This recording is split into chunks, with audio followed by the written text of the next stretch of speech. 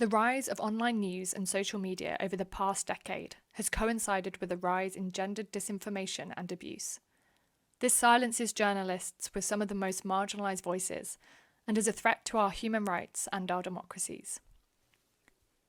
Women journalists face particular threats. Their gender is weaponised against them to whip up hate and undermine their credibility, while threats of gender-based and sexual violence are used to intimidate and silence them. Meanwhile, platforms profit from engagement-driven systems that facilitate and amplify these harms. The following story is of Samina, a woman journalist in Pakistan.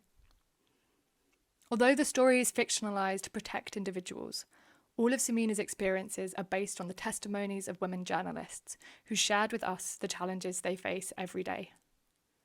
Samina grew up loving writing. She wanted to be a journalist her whole life. Despite pressure from her family, she studied journalism at university and now works as a reporter. As a journalist, Samina begins writing to expose abuses of power, issues like widespread sexual violence and forced marriages that generally go unreported. She starts receiving death and rape threats for her writing by trolls on social media and in the comment sections of her articles. Attacks on her claim she is a foreign actor, working for hostile powers against Pakistan. Sexualized attacks claim she is immoral and corrupt. People say she is working against the country and trying to undermine social order and the family system. Trolls and harassers don't only attack her verbally. The online platform tools meant to help protect her get weaponized against her. Campaigns to mass report her social media accounts mean that she gets blocked and she has to set up new ones.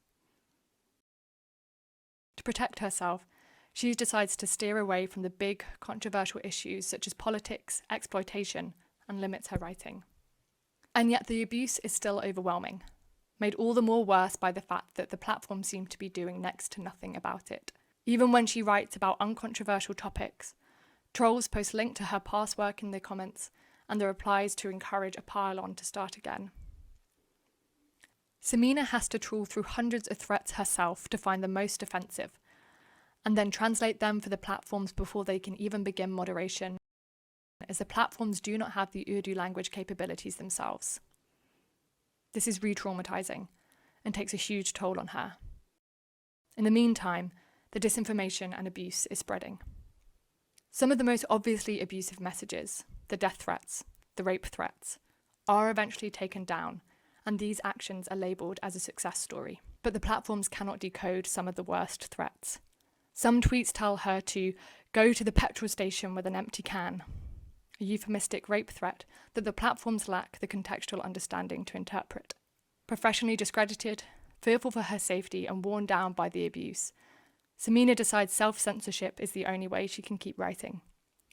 She writes between the lines using coded language and euphemisms to address the issues in the public interest that she is unable to write about freely. Journalists like Samina need to be able to report freely and without fear for their own safety. Because moderation systems aren't perfect, journalists need to know who to talk to at the platform to get mistakes fixed quickly. We also need an early warning system. This would allow those most at risk and those monitoring emerging risks to raise an expedited alert on the existence and nature of emerging threats directly with platforms.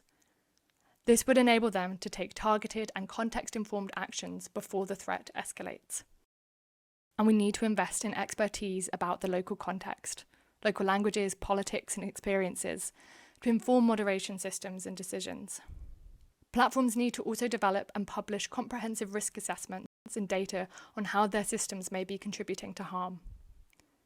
This isn't something one group can solve alone.